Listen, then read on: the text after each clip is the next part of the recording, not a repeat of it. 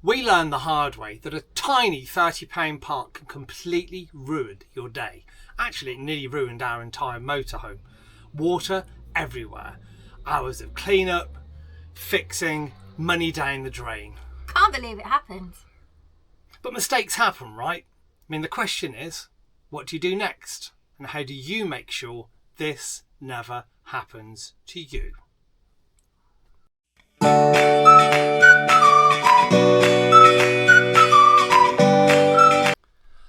So when Emma and I and the dog were away last weekend, we started noticing damp patches on the carpet. And we thought first, maybe it's the dog. And the dog was like, well, I didn't do anything. Do you know what I mean? She looked at us as like we were mad. Maybe she's peed on the carpet. She hadn't. The pump just kept running. And I was like, oh, no idea what's going on here. Anyway, first place I found water after finding it 2 patches on the carpet was then in the cab area on the floor.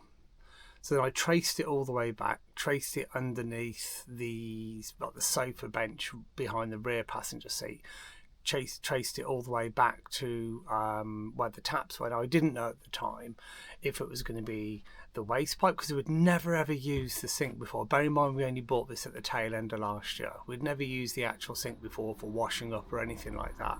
But I was just feeling a bit lazy. Couldn't be asked to go and get out of the motorhome and walk the 2.5 minutes over to go and do the washing up. So, didn't use it after that. Pulled the sections of carpet up because when I put the carpet down in here, when I made the carpet for the motorhome, I put it into 3 sections, so it's just easy to take out. It's also nice, thick, heavy-duty carpet. It's leftover stuff when we had our carpet fitted on the stairs at home. Anyway, took that out, let it dry out and stuff. Got back home, and then on Monday of this week, so I wasn't working on Monday because the weather was a bit rough. But on Monday this week, I was like, fine, let's get out here and let's see what's going on. I had to pull out, first of all, I removed the vents off the outside to see if I could see where the leak was coming from behind it. You can't. It's got a great big silver sort of case around, like an insulative sort of case around the back of the fridge. So I was like, I can't see it from there. At that point, actually, I realised that one of the vent covers were missing. So one of the winter covers, it was the lower one. I was like, this explains why there's always a bloody horrible cold draft in the motor. And bearing in mind, we've only been using it through the winter. I was like, okay. And then once I managed to get the fridge out, which wasn't too bad to get out, not looking forward to putting it back in, I then traced the leak to coming from the taps. So it wasn't coming from the waste pipe, thought it might have been. It was actually coming from the tap at the back, which also explains why the pump just kept running, even though all the taps in the motorhome were switched off. Okay, so refilled the water, and it's not coming from the waste pipe. It's got to be coming from one of the taps. So it's going to be a case of taking this off. Yay! So, ordered a new tap with the micro switch with the wires, positive and all that sort of stuff. Ordered that 55 quid that was off now I'm £56 for the exact same one. That turned up yesterday, got that installed. I'm just out here testing it, about to test it now. I've just filled the water tank up, so I'll go and test that, see what's happening, appreciating the fact that we're going to have to let some of the air in the system come out before this works properly. At the moment, all I want to do is make 100% sure that's where the leak was coming from. I suspect what's happened, because that winter cover wasn't on, again, I didn't know it was missing. This is my first motorhome I've ever owned, didn't even think to look for it. So in the future, please, if you're looking to buy a motorhome yourself, please make sure it's got the winter covers for everything. That's for your gas, if you've got a gas system inside it, and that's usually behind where the boiler is. And make sure if you've got 2 vents near to where the fridge is, that you've got 2 vent covers on that. Basically, that's going to be like a solid piece of plastic that just clips into place, and it's usually got like a couple of plastic screws that you just give a half turn to lock it into position onto the existing grill. I've ordered the missing plate now because I think that's what's happened. Not only has it been forcing the fridge to work too hard, and even though I drained the water out of the system, I think when we had all that ice and snow, what it's done is it's frozen something in there, even if that was just a bit of moisture that was sat around the outside because that winter vent cover wasn't on. It's that moisture that's frozen, and then as it's thawed and as we came to use it, it's just kind of gone, I'm really sorry, I'm knackered, and just started throwing water absolutely everywhere. But it's almost dried out. It's pretty much dried out underneath the sink now because this was last weekend. I drained the tanks down before we left site last weekend anyway. Always do drain the tanks down. There's no point carrying water and waste and all that sort of stuff around with you if you don't need to. So it got drained down. But anyways, that's all done. I've gone and put the new ones in. The new tap came with 2 new pipes. The 2 new pipes didn't match up with the existing push fit ones. They literally just one of those ones where you force it over like a thick plastic end. Didn't come with any Jubilee clips, but luckily, because I'm always working on cars and stuff anyway, I've got Jubilee clips. I've attached those to it, tightened those up. That's locked it in place. Let's just go and make sure it doesn't all go and leak now. So this is the current state of Daisy. It's not pretty. It's really not pretty. There's the fridge door. There's the fridge. All of the wiring, everything's been mapped. There's all the mess down there. There's a part of the carpet over there. It's carnage in here. What I was talking about earlier, these are the original water pipes. Hot, cold. And if you look at the ends on these, and they go into the push fit, which then go on to, how good's the lighting in here? Oh, not too bad actually. And that's the new fittings up there. I can't get to them properly at the moment. I've already put them on and then put Jubilee clips on them. But now, let's give it a go. See if this is working, fingers crossed. Well, first of all, the pump's not running. The pump, pump switch is on. This is the one thing that never worked before actually. So normally if I flick the pump light on, it just went green. I think what we're going to realise now, taps on, pump lights on, and I can hear the pump. This is clearly something that was already knackered and it was permanently leaking. Now why isn't it coming out of there yet? That's the hot. Let's move on to the cold a minute. It's only on 12 volt, not on 240. The reason why it's not on 240 is because the fridge is out, and whilst they're separated, there's big ass fat wires down here from the back of the fridge that I don't want to piss off and make stuff go bang, including myself. So that's why it's not on 240. It's just running on 12 volt. There we go. At the moment, all I'm trying to do is suck the air out of the system. Let's go to what's left. That's my butt. What's left of the bathroom.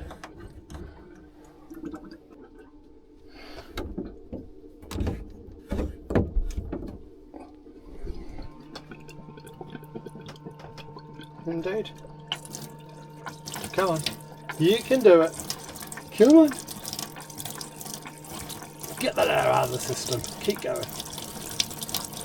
This is the hot it's on at the minute. I put that shiny new tap. The old one was knackered and clearly it was completely screwed. And so if we turn the tap off now, pump goes off. Before, if you turn the pump on, even though there was no taps running, the pump would still be making its noise. It's literally in permanent operation. It's been like that since we got the motorhome.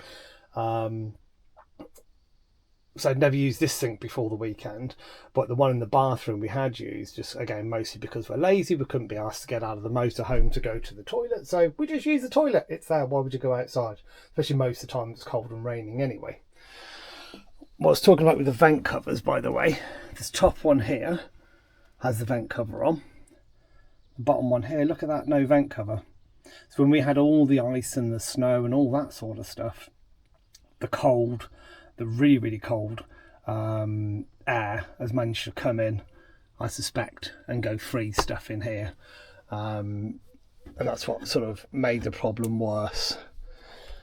Let's... And the idea here is that I'm just checking to make sure there's no leaks and everything's operating as it should do. I think the answer to this so far is so far so good. Obviously, let's take all the waste pipe and everything out. So there was no sealant on this here, so this has all been taken out, cleaned up. I've used expensive sealant, expensive bathroom clear translucent sealant. I say expensive, it's about 12 quid a tube, but it's worth every bloody penny. And there appears to be now no leaks whatsoever, and all the leaks before were absolutely pouring at the bottom of there, which was basically where the you got your cold and hot water feeds going in. It's where it mixes up underneath, and then you've got your 12-volt wire in there as well, which has all been reconnected back up in here. I'll pause for a minute and I'll start putting this thing back together, but so far so good. So that's all of that back in again. All the black wiring, looking at loads of photos and videos. All the main cabling runs across the top at the back. Apart from these two sections, which come out over here, because this will feed directly up onto the back of the fridge when I plumb that back in a minute. That's the vent hole that goes into the back of the fridge. This is all cleaned out down here now as well and good to go. Marvellous. Bit of insulation up the sides. Fabulous. Yeah, but it's taken about 25 minutes to get all of this back in. So the casing, I'd say, took about 15 minutes to get back in place, just because you've got to squeeze it in, twist it around a little bit, get all the screw holes lined up, get the screws back in there. To get the fridge into this part here. So it's easier when you are taking it out just to remove the bloody door before you do it, because it's quite tight in here and you're trying to lift it out, and the only way of getting it out is having the door open so you can put your hands up underneath and inside to kind of wiggle it out. When it's going back in, the door's been left off, A, because I'm going to clean it anyway, and B, just because it's going to be easier. It's a lot easier to manoeuvre it. So I say this bit took a bit of a while, just getting all the cables back in. If you're ever going to do it, make sure you do what I did and what I always do when I'm taking stuff apart. Do photographs, do videos, do all that sort of stuff. And then you can know exactly where to put things back in, what goes where, and you'll be fine. So now I'm back to start wiggling this back into place. And fingers crossed, after all this, the bloody thing works still. But all the wiring's in now, actually. So before I do put it back in, it might be worth testing it, so I'm going to stop for a second. So before I start, I don't need to go back in the house. What I've got to do is go to my phone, which is really useful, by the way. These things, so basically it's so I can control it from my app when we're away. I've got all my lights, back garden lights, fire and TV in the living room, all that sort of stuff. Really, really useful app. Happy to give you more information on this. It's called Tapo, by the way. Turn the motorhome power on, so that gives us household power in the motorhome. Let's test the fridge, see if it works. So careful of wires. We've got power to the fridge. Can't turn the heating on. Has anything tripped? 500 on electric. Yes. Good to go, people. Good to go.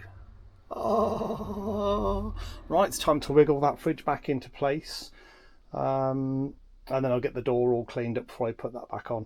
If you've seen this banging around, by the way, it's got nothing to do with what I've been doing over here. It's because I'm removing the old TV table off the side there and fitting a TV bracket instead that I can fold back, because what we've found, excuse the mess as I've been doing all sorts of cleaning and working in here, what we've found is because we've got double on this side, double on that side, if we all want to relax around the table of an evening together and the TV's out, this thing came all the way out here, which means you could have two people on one person on this side being very, very careful not to twat the head off the TV. So we're switching over to a TV bracket system. That's coming out.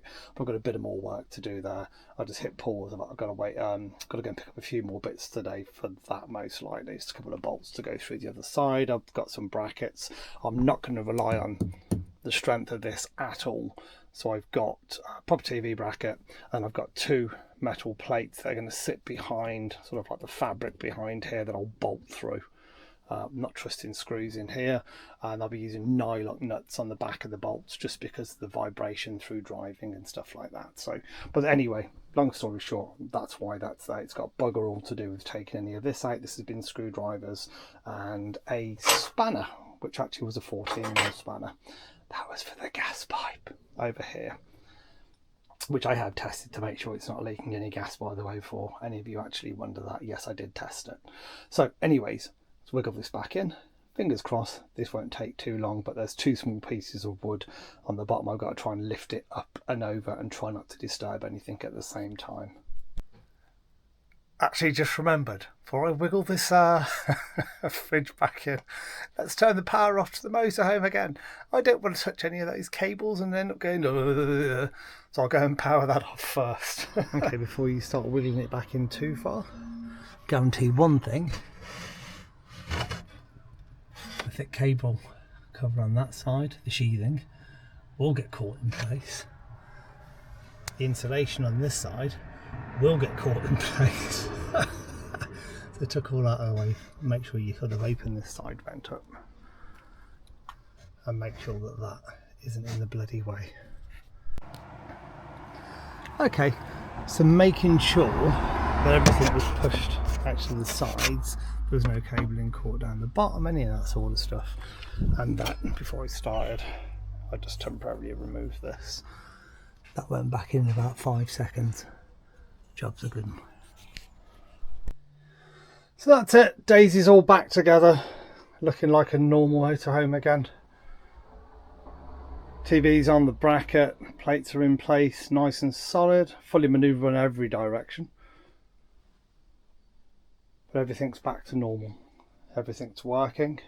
Everything's clean and clear again. And that's always the worst part. When you're taking things apart, and even me, I'm used to taking things apart, fixing them, putting them back together, but you reach that point and you go, oh my God, am I ever going to do this? Am I ever going to put it back right? I've also decided from now on, when it's just me away, I'm going to sleep up top. Now the foam's not the thickest in these things because I have to watch out for the level of height between the bed and of course the ceiling, but I've got two quilted mattress toppers on top of this as well, which makes it a lot more comfortable. But anyways, that's it. We're all back together. Can't wait to go out and get out and Daisy in it again now I know it's all fixed. And I've also found a mate of mine who lives over the road who's got a self-converted camper, and had a chat with him because I know he's got a friend where he gets his gas from. He fills them up in the great big gas tanks and then filters them down into the smaller ones. And he's going to start filling our 6 kilogram bottle. Rather than paying 27, 28 quid from Go Outdoors, he's going to charge me a tenner on a direct swap basis. Perfect. I mean, you know, that's like a third of the cost almost. So that's perfect. Works really well for me. And I know some places, actually, my local hardware store, they were like, yeah, it's 35 quid for a direct exchange. I was like, seems a bit much. But yeah, if he's going to do it for a tenner, works for me.